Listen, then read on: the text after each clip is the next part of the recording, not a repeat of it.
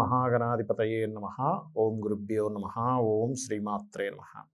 పరమేశ్వర స్వరూపమైనటువంటి జ్యోతిష, వాస్తు మరియు ఇతర అనేకమైనటువంటి శాస్త్రములను మనకు అందించినటువంటి మహర్షులకి నమస్కారం.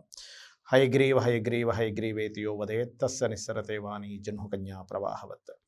అరుణాం కరుణాతరంగితాక్షీం ధృతపాశాంకుశపుష్పబాణచాపాం అనిమాదిభిరావృతాం మయూకైః అహమిత్యేవ విభావయే భవానీం. శ్రీమాత్రే నమః. ప్రేక్షకులకి ఆ లలితాంబిక అమ్మవారి యొక్క అనుగ్రహం పరిపూర్ణంగా కలగాలని మనస్ఫూర్తిగా కోరుకుంటూ ఈరోజు మనము 2024 సంవత్సరం ఆంగ్ల నూతన సంవత్సరంలో గ్రహాల యొక్క స్థితి ఎలా ఉండబోతుంది. మనది సర్వసాధారణంగా ఉగాదికి చెప్పుకుంటాం, కాకపోతే చాలామంది ఏంటంటే జనవరి నుంచి కొన్ని ప్లానింగ్స్ చేసుకుంటూ ఉంటారు.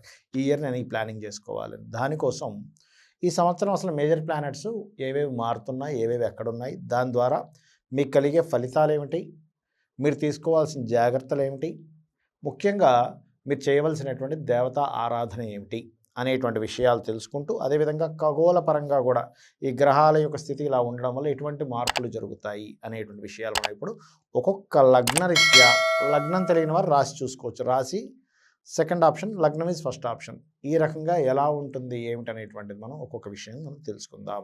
సింహలగ్నము, సింహరాశి. సింహం వారికి కనుక చూసుకున్నట్లయితే మీకు భాగ్యంలో గురువు యొక్క సంచారం, దాని తర్వాత దశమంలోకి వస్తున్నాడు గురువు. ఈ భాగ్య గురువు సంచారము అనేటువంటిది ముఖ్యంగా మీకు ఇచ్చేటువంటి ఫలితాల్లో కొత్త అగ్రిమెంట్స్, కొత్తగా ఏదైనా ప్రారంభించడానికి అనుకూలత, అలాగే సంతాన అభివృద్ధి, సంతానం కోసం ఏదైతే కొంతమంది అనుకుంటూ ఉంటారు, లేదంటే మా పిల్లలకి నేను సరైనటువంటి సమయం ఇవ్వలేకపోతున్నాను, ఇక్కడి నుంచైనా నేను నా పిల్లల విషయంలో సరైన సమయం ఇచ్చి వాళ్ళని ఒక మంచి వైపు, మంచి దారి వైపు తీసుకెళ్లాలంటూ ఉంటారు. అటువంటి విషయాల్లో ఈ యొక్క సంవత్సరం మీకు మొదట 5 నెలలు చాలా అనుకూలంగా ఉంది. మరి మే తర్వాత ఏమిటి అంటే, మే తర్వాత గృహ వాహన యోగాలు బ్రహ్మాండంగా ఉన్నాయి మే తర్వాత.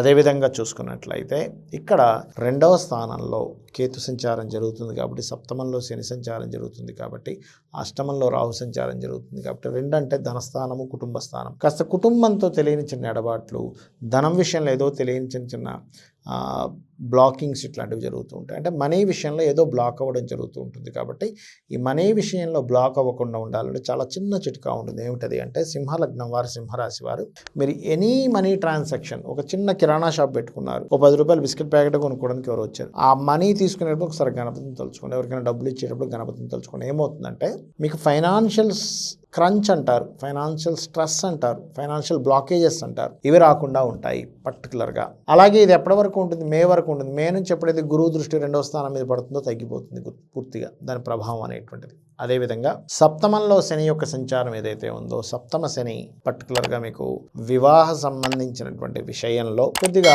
ఆలస్యం అవ్వడం, అంటే పార్ట్నర్సే కావచ్చు, లైఫ్ పార్ట్నర్ అవనివ్వండి, బిజినెస్ పార్ట్నర్ అవనివ్వండి, వీరి ద్వారా కొంత స్ట్రెస్ ఉండడము, వివాహ సంబంధించినటువంటి విషయంలో గుర్తుపెట్టుకున్నట్లయితే ఇదిగోండి అయిపోయింది, ఇంకేముంది, మనం మన సైడ్ నుంచి ఒకే చేసాం, వాళ్ళ సైడ్ నుంచి చెప్పాలంటూ ఉంటారు. కానీ తీరా చూస్తే ఎన్ని సంవత్సరాలు గడుస్తున్నా వాళ్ళు చెప్పరు పట్టాన. మరి ఏమిటిది ఇంతకాలమైంది చెప్పరు అనేటువంటి విసిగి వచ్చేస్తుంటుంది. అలాంటి సమయంలో మీరు ఏదైనా ఒక వివాహ సంబంధించిన విషయాలు మాట్లాడడానికి వెళ్ళేటప్పుడు దగ్గరలో మీకు ఆంజనేయ స్వామి కానీ వెంకటేశ్వర స్వామి ఆలయం ఉన్నట్లయితే వెళ్ళండి, వెళ్ళి దర్శనం చేసుకోండి, శని భగవానుడి దగ్గర దీపారాధన పెట్టండి, వీలైతే గోవుకి పిడికెడు బెల్లం తినిపించి ఆ యొక్క వివాహ ప్రయత్నాలు కానివ్వండి, అదేవిధంగా మీ యొక్క బిజినెస్ పార్ట్నర్షిప్స్ రిలేటెడ్ సంబంధించిన మాట్లాడుకోవాల్సినవి ఏవైతే ఉన్నాయో అవన్నీ కూడా ఈ ప్రయత్నం ఈ రకంగా సాగించండి, మీకు ఖచ్చితంగా బాగుంటుంది. అదేవిధంగా అష్టమ రాహు ఉన్నాడు. అష్టమ రాహు వల్ల అన్ఎక్స్పెక్టెడ్ థింగ్స్ జరుగుతుంటాయి కాలంలో. అంటే వాహనం మీద వెళ్ళేటప్పుడు కొంత జాగ్రత్తగా ఉండాలి. ముఖ్యంగా అష్టమి నాడు లేదా అమావాస్య నాడు గుమ్మడికాయ దీపం పెట్టండి, అష్టమరాహు ప్రభావం మీకు తగ్గుతుంది. ఇప్పటి వరకు మనం చెప్పుకున్నటువంటి ఈ 2024 ఫలితాలతో పాటు ముఖ్యంగా మీరు చూడవలసినటువంటిది ఏమిటి అంటే, ఖగోళ సంబంధించిన విషయాలు మరియు మీ జన్మజాతక విషయాలు. ఖగోళం పరంగా ఏం జరుగుతాయి అంటే, ఈ కాంబినేషన్స్ మనకి మీనరాశిలో రాహు ఉన్నాడు, కన్యలో కేతువు, మేషంలో ఉన్నటువంటి గురువు మే నుంచి వృషభంలోకి మారుతున్నాడు.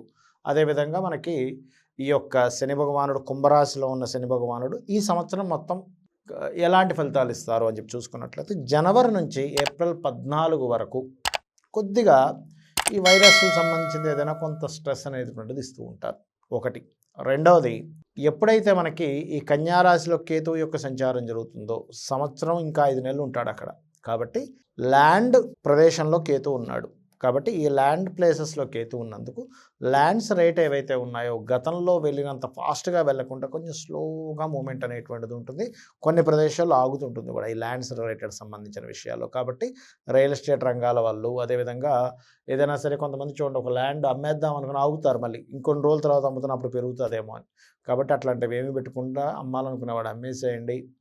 అదేవిధంగా ఎక్కువ ఎక్స్పెక్టేషన్స్ పెట్టుకొని మాత్రం ల్యాండ్ మీదకి 1 సంవత్సరంన్నర వరకు దెక్కండి. ఇది ముఖ్యంగా గుర్తుపెట్టుకోండి. ఇక మరొక విషయం ఏంటంటే, ఇక్కడ ఈ మీన రాశిలో రాహు అనేటువంటిది గురుచండాల యోగం ఏర్పడింది, గుర్తుపెట్టుకోండి. ఈ గురుచండాల యోగం ఎటువంటి డేంజర్ అంటే, ముఖ్యంగా ఈ పాస్టర్స్ కావచ్చు, పౌరహిత్య రంగాల్లో ఉన్నటువంటి వారు కావచ్చు, ఎనీ గైడింగ్ రిలేటెడ్ వృత్తుల్లో ఉండేటువంటి వారు కావచ్చు, లాయర్లు కావచ్చు, జడ్జిలు కావచ్చు, టీచర్లు కావచ్చు, ఎనీ కన్సల్టెన్సీ సెంటర్స్ నడిపేటువంటి వారు కావచ్చు, జాగ్రత్తగా ఉండాలి. అయితే మరి జాగ్రత్త అంటే ఏం చేయాలండి? ముఖ్యంగా ఈ రంగాల్లో ఉన్న వాళ్ళందరూ కూడా, ప్రవచనకర్తలు కావచ్చు, వీళ్ళందరూ కూడా గుర్తుపెట్టుకోండి, ముఖ్యంగా దుర్గా ఆరాధన, పితృదేవత ఆరాధన అందరూ చేయాలండి. వీళ్ళు మాత్రమే కాకుండా పితృదేవత ఆరాధన అందరూ చేయాలి. బికాజ్ ఆఫ్ మనకి గురు రాసుల్లో రాహు యొక్క సంచారం జరుగుతూ గురుచండాల యోగం ప్రస్తుతం ఉంది కాబట్టి.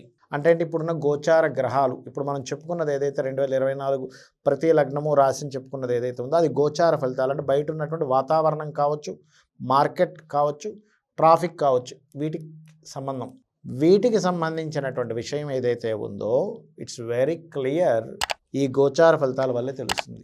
దీన్ని బట్టి ఏమిటి, ఇప్పుడు గోచారంలో ఇలా ఉంది కాబట్టి నేను ఈ జాగ్రత్త తీసుకోవాలి, ఈ విషయంలో ఈ స్టెప్ తీసుకోవాలి, ఈ విషయంలో ఈ నిర్ణయాలు తీసుకోవాలని చెప్పేదే గోచార ఫలితాలు. కాబట్టి ఈ యొక్క గోచార ఫలితాలని మరియు మన యొక్క జన్మజాతక ఫలితాలని తెలుసుకుంటూ, కాలం ఎలా ఉంది అని చెప్పి తెలుసుకోవాలి. ముఖ్యంగా గోచారం వల్ల తెలుసుకుంటూ మీరు ఆ యొక్క అమ్మవారి అనుగ్రహాన్ని, ఆ పితృదేవతల అనుగ్రహాన్ని, ఎందుకంటే మరీ చెప్తున్నాను, ఇప్పుడున్న కండిషన్లో పితృదేవతలకు ఎక్కువగా చేసుకోవాలి ఈ సంవత్సరం, ప్రత్యేకంగా చేసుకుంటూ మీరు ముందుకు వెళ్తారని చెప్పి కోరుకుంటూ, మీ యొక్క జీవితాన్ని సక్సెస్ఫుల్ అవ్వాలని మనస్ఫూర్తిగా కోరుకుంటూ, శ్రీమాత్రే నమః.